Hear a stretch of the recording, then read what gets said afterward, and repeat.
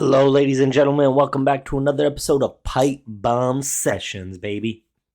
This week, we are building more towards Clash at Paris. That's happening in less than 10 days now. That PLE is going to be hyped. The crowd is going to be fully in it. I mean, we know the French crowd is always in it. The Europeans, in general, those crowds are more hyped than some of the other crowds around the world that I've seen, right? So I know they're excited. I know next week, even on Raw and SmackDown, Raw specifically will be heading over there. We'll be having special start times, so don't forget that, ladies and gentlemen. However, let's get right into it. This week's just story building, storyline wise, I feel like WWE, especially on the SmackDown side, I don't want to say they're becoming directionless, but it seems like we're going back to the same ordeal that we had already. Like an example that I saw this week happen was that Tiffany Stratton, the WWE Women's Champ on SmackDown, is being confronted by Jade Cargill, who she just faced and beat, but then again by Nia Jax. Like, I don't know what else reeks of desperation or reeks of, hey, we don't really got anything to do, so here's Nia and Jade.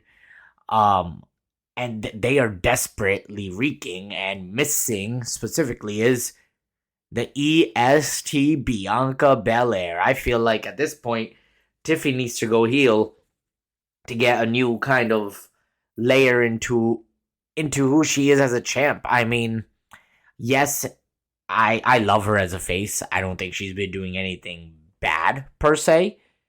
However, I feel like she's running out of opponents on SmackDown. So, like, we can't just keep giving her, Nia Jax and then Jade and then Nia Jax again, right? There's a reason why you didn't put the title on Jade when you had the chance, probably because, like, you just didn't think she was ready, which is okay. And that's all right. That's not a bad thing. However, somewhere that I think they could have definitely done better is like, hey, why don't you just give her some new opponents? You can give her someone young if you want. Yeah, I know, like, Kiana James in the back later on gave her like a segment saying, hey, I can manage you just like I'm managing Julia. Julia, a woman who's won the U.S. women's title, and I don't think I can even remember what she has done with it, because it's been nothing but stand tall when she beat Zelina, and maybe a handful of segments in the backstage area, and not even consistently. Like, they're just random backstage segments.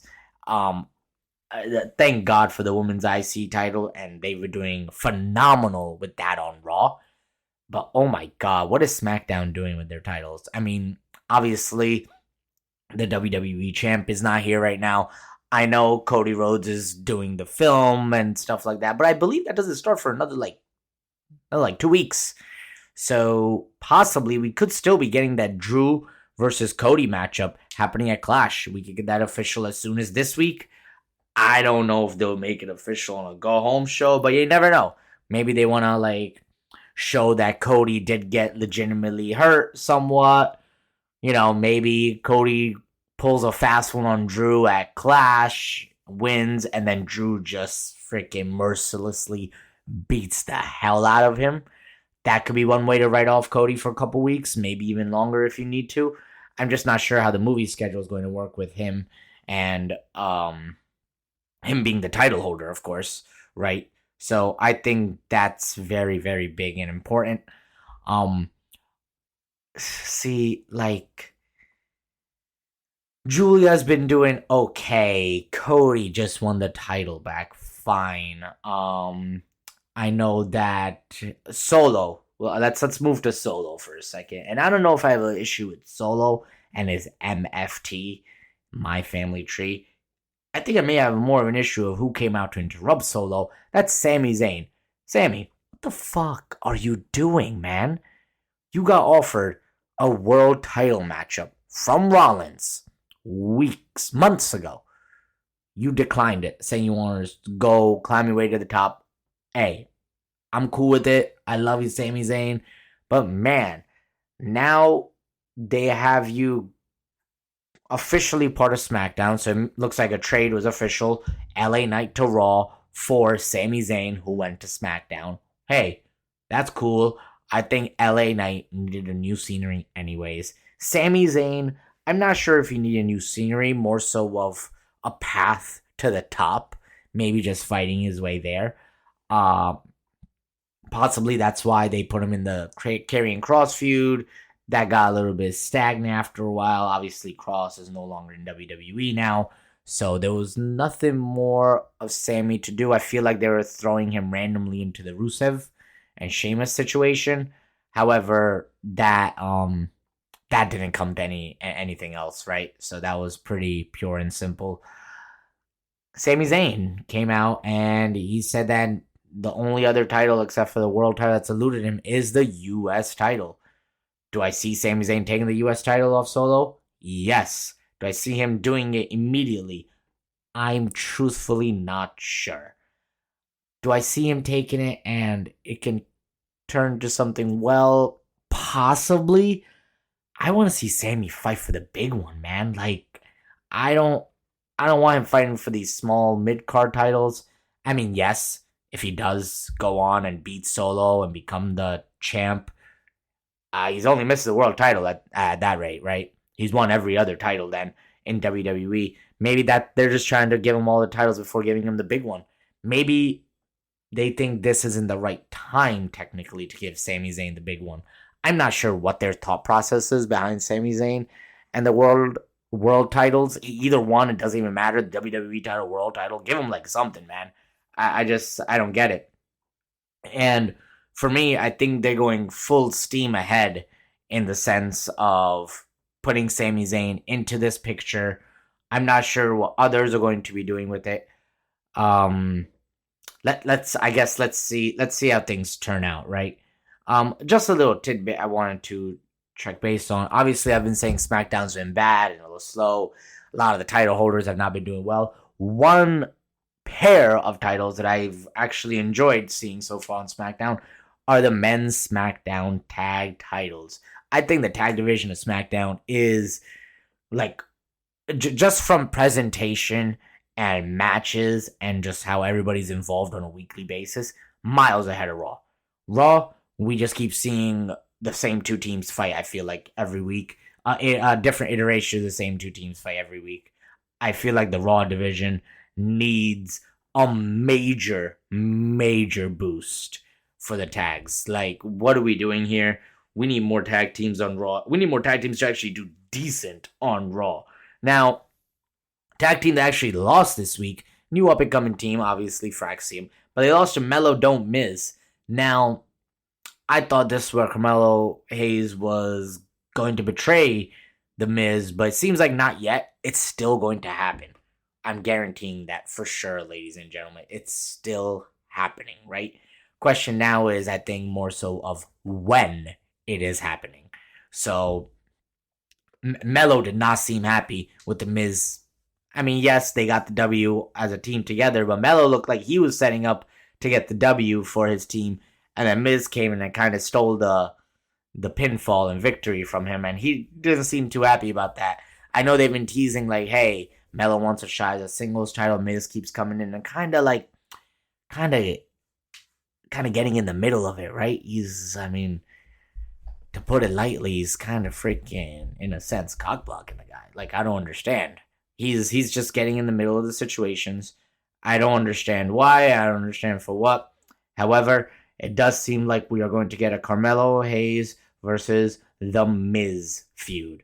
I am all for it because, I mean, The Miz, any feud he's in, I feel like he does elevate the talent as well as promos. I mean, hey, if Mello can cut a good promo, The Miz will force you to do it, right? I mean, if he's gonna struggle, hey, here we go, kid. A lot of people are big Carmelo Hayes fans, including myself. I think he has a lot of talent. He was great on NXT. Kind of got lost in the shuffle on SmackDown for a little bit. but seems like we're finding his footing again. I like that. Let's get him on TV a little bit more. Let's have him beat the hell out of the Miz and betray him, and let's get this moving forward with Mello, baby. Maybe this is how we get him more involved in different situations, more of a single star again, and just in that sense, I believe again, like I don't, I don't understand this. Uh, just, just to kind of switch gears, right? What is I love Io Sky, right? But what is the point of giving her the title when you did before to not have her on a weekly, bi-weekly backstage segment, something, when she was the women's world champ? Instead, you had her do nothing. Then you had her lose the title. Once she got cashed out and lost the title, guess what? I see Io Sky almost every single week showing up to Raw. I don't understand what this WWE kind of is about, because it's like Raw tends to put their titles on the line randomly, but SmackDown only does it with maybe the tag titles, if that. I mean, that's really the only titles that I've really seen on SmackDown be online. Either that or the Women's US title, which it just seems like WWE doesn't even care about that title. So I don't understand, right? But anyways, Io faced Raquel, and I want to give a big shout out to Raquel Rodriguez here. Man, ever since she followed that advice of Kevin Nash, she has elevated herself in the ring. Her in-ring ability has become excellent compared to what it was before for Raquel. I mean, some of the moves she was pulling out against Io, I was like, yo, she can hang, man. Like, she's doing really well now, and it's just hitting different, and I like it. I'm not opposed to it at all.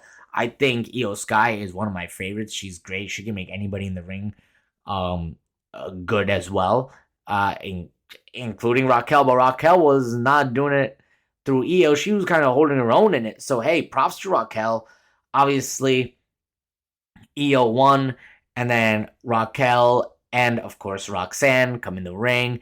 They attack Io, and we saw moments before this Io tell the Kabuki Warriors, like, hey, like, I got this. Asuka kind of apologized. We see no save happen, except for, who is it?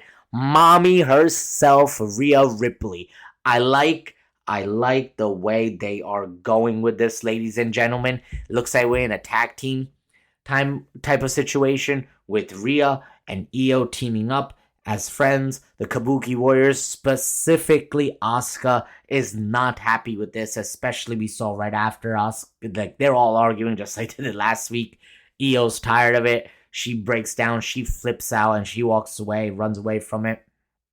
Obviously, Asuka's like, stay out of our business to Rhea. This is, of course, going to lead to possibly a Rhea Asuka match first. Io has to choose sides. I think, hey, I mean, maybe Io loses a couple matches because of Asuka, quote unquote, accidentally. We can see that type of turmoil happen. However, I do like how this is going. They're going to turn Asuka, and it seems like Kairi Sane as well, possibly, heel and have them face Rhea and Io. I am not against this tag team, guys. Like, this is a good tag team, hype tag team, and you got something to do for both women, both your stars. So why would that be a bad thing whatsoever, in my opinion, right? Like, I think that's great. Now, speaking of Roxanne, her outfits last couple weeks have been very interesting. Now, at that Triple Mania that they had, she was wearing a top and some shorts that seem very, very familiar to Liv Morgan's outfit. On Raw, I also felt like she was kind of like perceiving the Liv Morgan look, attitude, possibly. Walk. I don't know. Like, something's just telling me she's giving subtle hints all of a sudden with her fits about Liv Morgan returning. This is very, very key and important, guys, because that means Liv, she could either be making an appearance or returning altogether. I still personally don't think that she'll be coming back for at least a couple more months at the very, very minimum. I originally said that she's not going to be back till the Rumble. I still do think she may not be back till the Rumble. Possibly she returns earlier and we get like Liv making appearances and just kind of getting that riled up. I really have no problem with that. Again, if Liv returns at the Rumble, good chance she wins. I mean, I would not be surprised by that at all. We got to see how the Judgment Day story progresses moving forward. I think we do need Dirty Dom to lose that title, and Styles looks like he's going to guarantee that Dom loses. Dom is, of course, facing Vikingo for his title September 12th at their next Mexico show. But before that is Clash at Paris. I don't think Styles is facing him unless Adam Pearce makes it official next week. Possibly he could face him at that next September PLE, which I will touch base on in a little bit. Right? So let's see. Let's see how it goes. I am looking forward to seeing Liv return and how that dynamic changes the Judgment Day. I am looking forward to see AJ Styles win the IC title because I do think Styles then will go on to face John Cena one more time in his career. And maybe that's WWE's way of saying, hey, you versus Cena for your IC title. Cena wins this. Guess what? He becomes a Grand Slam champ.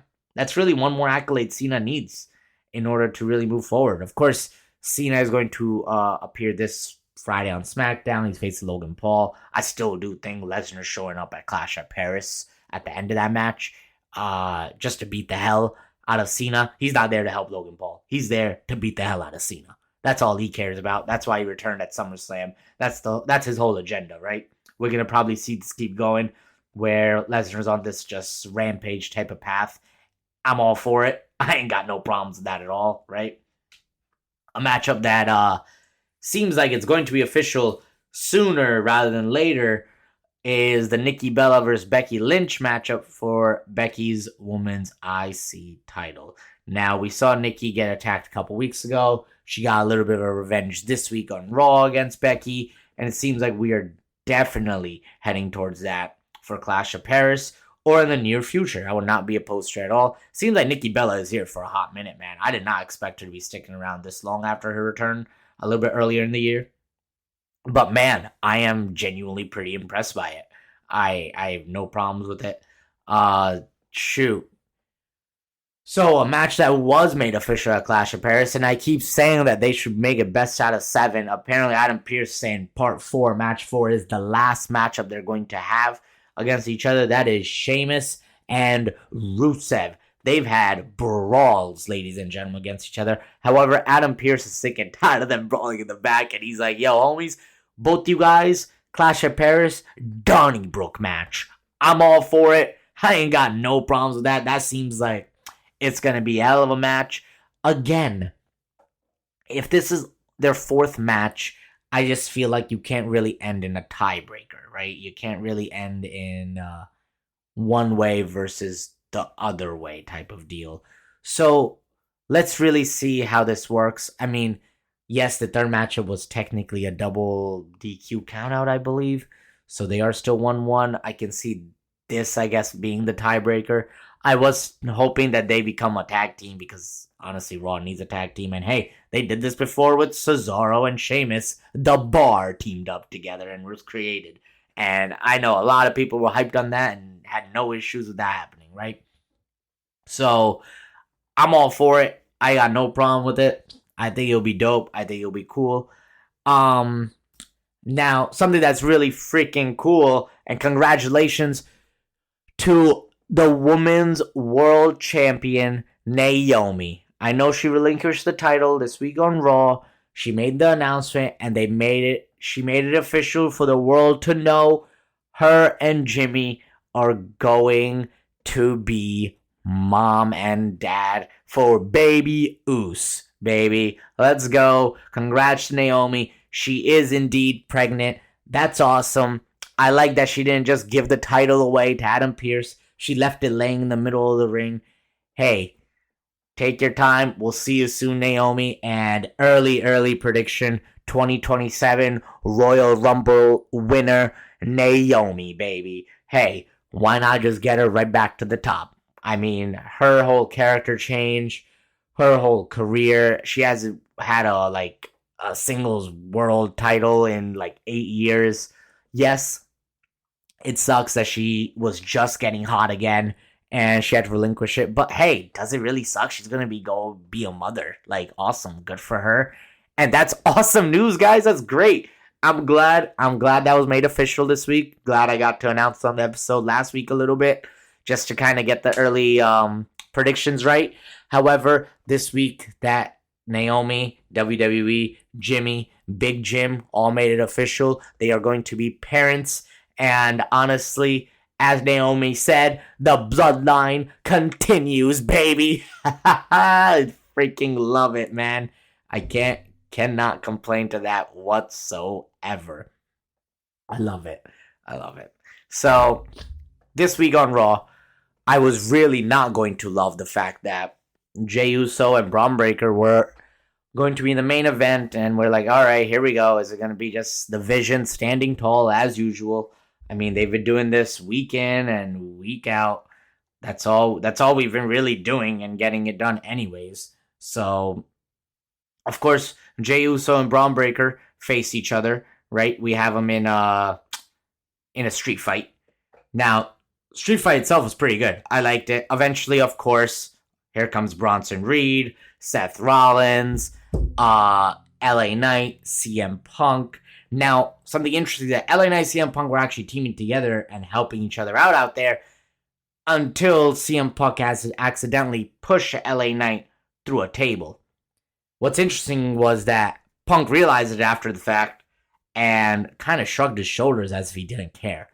I think LA Knight is going to be heated because of that reaction in itself next week. This is where the tension comes in. Of course, there was still already tension, but LA Knight and CM Punk clearly don't like each other. They've been building this tension for quite some time now. Even when LA Knight was scheduled to face Rollins at Saturday Night's main event, before that, him and Punk got into it a few times in the backstage segment, saying like, hey, like, I'm going to handle Rollins and you can go out and do whatever you want with it. So I find that interesting. I think Rollins does, get in there as champ, leave as champ. I don't see him losing in the Fatal 4. Will it be a great Fatal 4-way match? Yes. However, I think that matchup is actually building and leading to LA Knight versus CM Punk feud. Kind of get them both occupied and out of the Rollins vortex for now. Because obviously, in my opinion, neither of them are beating Rollins for the title. Rollins going to hold on to that title for a little bit. The Vision's going to run Raw, and as they said, they will. So, I can see them doing that. However, at the end of the night, our boy, the OTC Roman Reigns returned. Yes, ladies and gentlemen, after hearing that, oh yeah, he's going to be gone right after SummerSlam, and he got ran off. Boom, here comes the Tribal Chief, OTC1. He's back, baby. Back, clears house. He helps his cousin Jay pick up the victory against Braun Breaker, and we see him talking some smack. He's over here telling Bronson Reed after the match, like, he doesn't chase shoes, he chases titles. He doesn't fight for shoes, he fights for championships. Then he told Bronson Reed, Zilla, like, yo, you want some? You can come get it in Clash. So I believe the challenge was not only made, but Bronson Reed looked like he accepted and made it official right on Raw at the end, saying like, I will see you at Clash at Paris. So yes, ladies and gentlemen, it's Roman Reigns versus Bronson Reed one-on-one, officially made at Clash at Paris as well. As I said before, guys, Clash at Paris is looking good, man. I'm not opposed to it at all. I think it's turning out to be a pretty decent card so far. And let's see if we got anything else going on. Now that's basically how the WWE's been shaping up. Few things I've been hearing. Obviously Naomi's situation. Obviously Raquel has been getting a lot of praise. So one thing I want to touch base on for sure was September 20th, in about a month, they are having a PLE. We still don't know officially what it may be called, but I'm hearing rumors that they're bringing back PLE from the old ECW days, over like 20 years old, guys. It's going to be called WrestlePalooza. WrestlePalooza is going to be happening on September 20th, I'm hearing. I'm even hearing that they may even do that on ESPN as more of a test run, just to show us fans, oh, like, this is the experience you're going to be getting going into 2026 and beyond. My thing is, are we going to have to pay for this one PLE test run? Like, what does that really mean? Is WWE going to give us like a break and kind of help us out in that situation? I'm not really sure, right? WrestlePalooza is going to happen. Of course, they want to compete with AEW pay-per-view. And WrestlePalooza is definitely where I see Brock Lesnar versus John Cena main eventing. And we see that matchup happening, guys. As more updates happen, I will definitely be updating it. Don't forget to follow me on my Instagram, Spotify, Apple Music. We are everywhere on this podcast. All your daily updates, rumors, everything, teasers from the top down. We got over here at Pipe Bomb Sessions. Appreciate you guys tuning in again this week. As usual, don't forget to like and subscribe, guys.